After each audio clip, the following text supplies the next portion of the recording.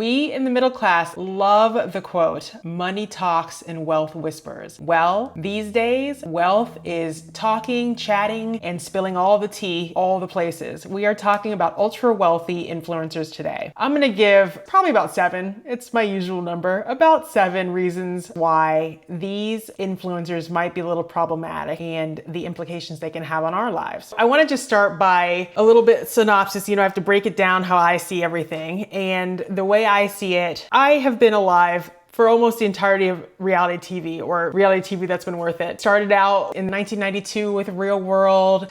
True story of 7 strangers. Road Rules.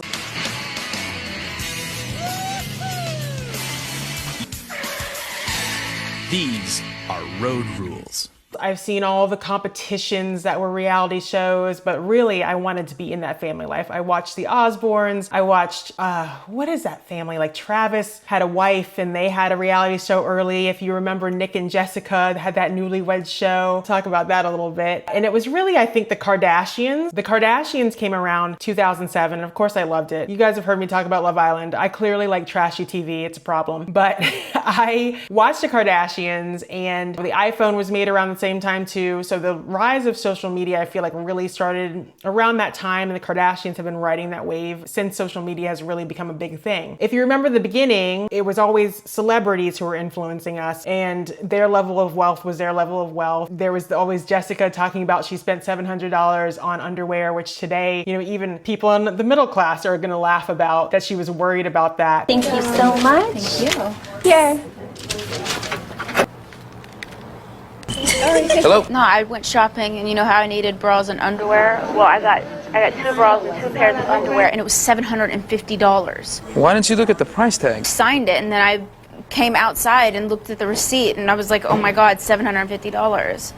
Just take it back. But I remember that scene and being like, oh my gosh, what an idiot. How could she spend so much money on 2 bras and 2 underwears? Whereas today, the influencers, the culture is to not bat an eyelash about anything. And $724 is nothing compared to what the ultra wealthy are spending today. And so now $750 that Jessica spent on 2 bras and 2 underwear are not even something we think about. It's just not an issue. And I can't believe it was such a big deal back then. But I remember specifically this episode thinking, I cannot believe this. Anyway, back to Kardashian. When we first met them, they were upper middle class, but they were working. They were in a store, their own store, but they were working. And I don't think going on shopping sprees was a huge fixture of their lives. But as of course they grew and became the influencers that they are today and started their businesses, they're billionaires. And half of the fun for me, I guess, this is just honest, half of the fun of watching them is the fact that they are living these lives and having this money and style, and they're buying things, gifted things, but it's just their houses, their decor, it's all just interesting to see. I've been watching them for like 20 years at this point, which is sad, but but it's true. It started out like she's famous for being famous. She's famous for having a sex tape. And then she grew a business in which, I'm just talking about Kim Kardashian, but all of them really have businesses and they're billionaires. They have shown themselves kind of working their way up. And having now this lavish lifestyle, travel, clothing, all the things that they do, the work that they do, they show that too. Today, these influencers, the ultra rich influencers, like, oh gosh, and I only know like one of their names, beccabloom. They are famous, of course, for being rich and living the lifestyle that they live. beccabloom, I think, has a job and people praise her for that. Day in my life, I wake up at 5:30 and walk to work every morning. Here's my outfit of the day. Nvidia dropped 18% today because of DeepSeek. After back-to-back meetings, I got my favorite snack and then proceeded to walk to Van Cleef. Tried on the snowflake bracelet again. Then I got home and me and my fiance went out to dinner. We had this lovely evening. And they praise her because she's intelligent. Obviously, she's beautiful, she's intelligent, she has a lot of money, and her lifestyle is probably not something that she could fund with her job on her own. I have not done a lot of research into her. I'm not actually interested in her origin stories. I know that she's 100 millionaire, maybe not a billionaire, but close enough for me. She is showing her life, showing unboxing, showing shopping, all the things that she does all the time. And it is definitely parents' money, mom and dad's money that she's living off of, even though yes, it's great and admirable that she's a job. She is living a lifestyle that I'm not sure that her own finance job could fund. Maybe her influencing now is going to give her enough money and enough means, enough connections to be able to do all the unboxings, Chanel and all the expensive clothing. But the fact is, like, now these ultra rich influencers, they are famous for being rich and famous for showing their lifestyle. So no longer are we in the days of yore where if you are really rich, if you have generational wealth, you're not talking about it. Everybody's talking about their wealth. I think that the wealthy want the fame now as well, or the clout, as the Mormon wives would say. So let's talk about the problems with this. The first thing I want to discuss is the fact that, like I alluded to in the intro, basically the spending we're seeing on TikTok with Rich Talk, with beccabloom, with all these influencers who are showing their lives and giving us a window into the wealth and the splendor in which they live, is that we are becoming inured to, or we are normalizing the massive amounts of spending that they're doing. For clubbing this month, I spent $58,991.69, which isn't bad because it was my birthday month. And then on shopping, I spent $72,481.92, which isn't bad because it's my birthday month. And travel and transportation. We are buying food, clothing, jewelry. We are going out for expensive meals, and this is on a daily basis. And number two would be that we are seeing in our streams that we're just going to scroll through, we're seeing it on a daily basis. So there may not be any time validity, but in our minds, we're seeing these people maybe on a daily in our feed that are shopping and spending a lot of money every day. And basically, we are being bombarded by these images of these people shopping. So we have first just the normalization of spending massive amounts of money, and then the fact that we're seeing it daily, and it is our escape. It's escapism to go and look at these lives and see the things that they're spending on and wonder what we would do in the same situation, what we would buy, how it would be so crazy to have a whim to buy something super expensive that we've always wanted and be able to do that every day if we wanted to. Those are the first things. I would say when you're normalizing spending, obviously, when we go out, we have $300 allotted to our entertainment budget for the month, and these people are spending $30,000 in a month on their clothing budget while we are being entertained by the fact that, wow, I wish we could do this. It is also kind of making us look at Jessica Simpson's spending and be like, $700 on some underwear, like, you can handle it. It's not a big deal. See what this girl's doing. See what beccabloom is doing. The next thing that I think is problematic is that, I mean, you've seen some of my other videos. I don't think we should be in the habit of running out and just shopping and buying things, buying food, just kind of frittering away our money every day. And this is kind of the lifestyle that we see, not kind of, this is the lifestyle we see from these multi-millionaire, billionaire people on Rich Talk. Their days consist of some kind of self-care. So they're going to meditate, probably cold plunge and do some kind of workout. And then they are going to make a matcha. You guys and your matcha, everybody's making a matcha. And then they'll go do a little, like, I have an appointment at Chanel, I have an appointment at some jewelry store, and they're going shopping, and then in between their shopping and the next thing, they're going to eat their lunch, and then they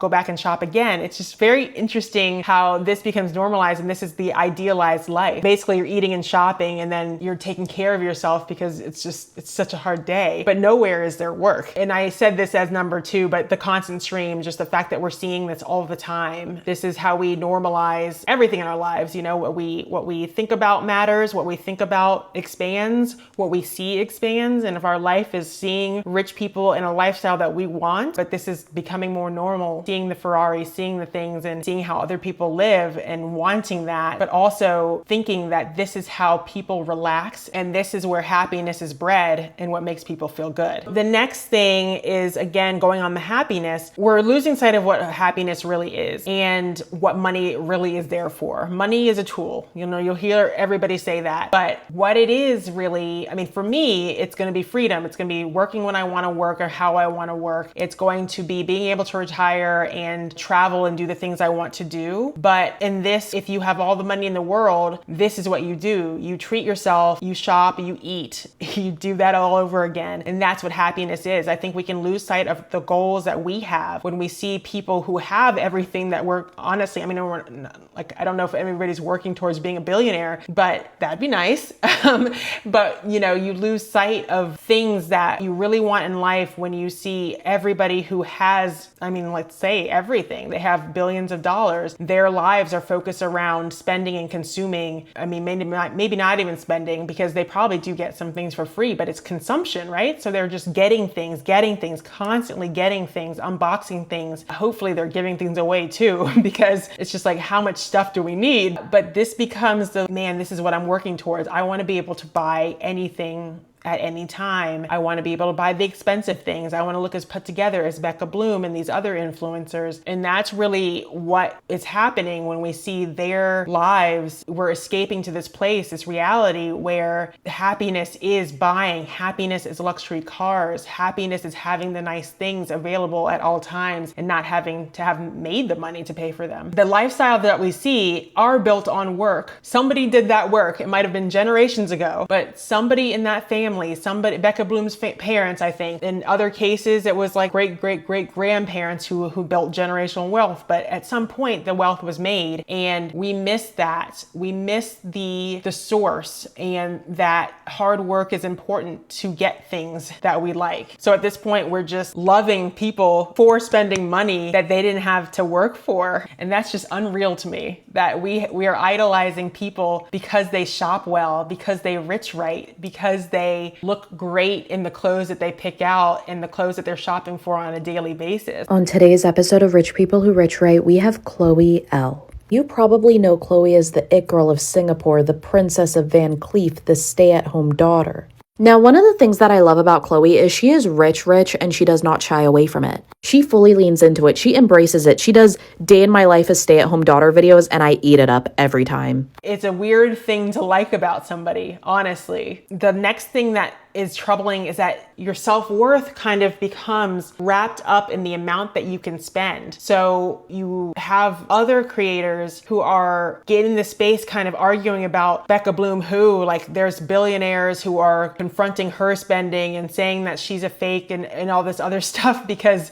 you know, she's not a billionaire. She only has like $200 million. And then you have creators who are kind of laughing at the fact that Becca Bloom is being shaded because she's not as rich as this other one. And I first discovered Jamie on YouTube doing some of the most iconic unboxings. I'm sorry, it's not a competition, but she put Becca Bloom unboxings to shame, girl. We're talking about like orders of magnitude more money some wealthier person has. I made a video about Becca Bloom and her fake bags. And honey, billionaire Jamie got in the comments, honey, Jamie is a billionaire heiress from the Bay Area, the same area where Becca Bloom is from. And this right here is Jamie's daddy, honey. $6.9 billion net worth. Okay, so this is a real billionaire. Again, your money, your self-worth, everybody's value is being tied up with their money, with their parents' money, not even their money, their self-worth. And our perception of these people,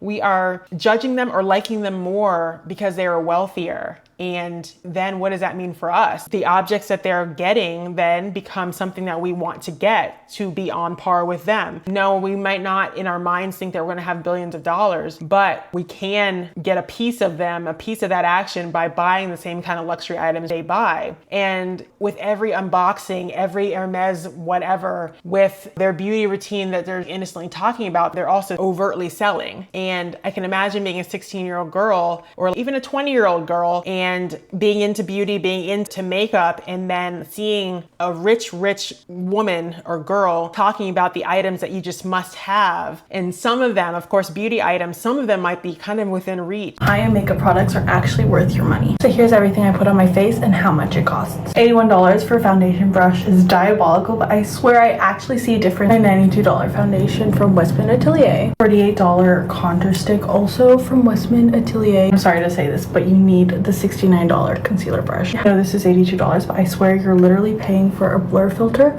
in real life. For my eye, I hate to say I love it, but I do. This is the Guerlain Eye Quad, and it costs $145. And then if it's like, if this rich woman is telling me to buy something, it must actually be good because she has no incentive, no reason to tell me what she likes other than that she must really love it and it must be really good because she's rich and her tastes are of course excellent. So I think that it becomes dangerous when you have these ultra rich people who are also incentivized by we don't know what. And usually it is just capitalism or fame that we want to make more money or we want to become more famous, and we're recommending products, and then people who are a little more susceptible are gonna want the products that these people are selling because they want a piece of that lifestyle. I think the biggest problem with the whole rich talk phenomenon to me is that there's never enough. These people who have all of the money, right? All of the money, everything on social media we know we can't really trust, right? But they're not showing their whole lives. They're not showing the struggles, not showing their insecurities because they're using daddy's money or mommy's money all the time. They're not showing how inadequate they feel. Not necessarily. I'm hating right now because I'm jealous, let's be honest. But maybe there's not as much meaning in their lives, but they're not showing that. And their meaning or their social media and the what they feel, the goodness that they feel by sharing their lives and gaining people who love them and gaining followers is the shopping, the gifting, the accepting, whatever they're doing on a daily that show you that enough is never enough, right? So if you have all the money in the world and you're still getting new things, the newest jewelry, the newest coats, and this is what you do on a daily basis, it just shows that there is no end to the amount that you can consume and still need more. So I think this is almost like a good lesson. It's important to see that these people who have everything are still searching and still needing to buy, and they don't have the perfect and they need the next. And so it's a job that never ends. I hope that it informs people that there is never enough. There is always something you're going to want. There is no end to the things that you desire, and you don't, and I don't have enough money to keep up with it. So try to find something else that is going to fulfill you, because shopping just isn't it. And you can see that by the unboxings and all the things that they get every day. And then the next day they get more. You guys have a good day.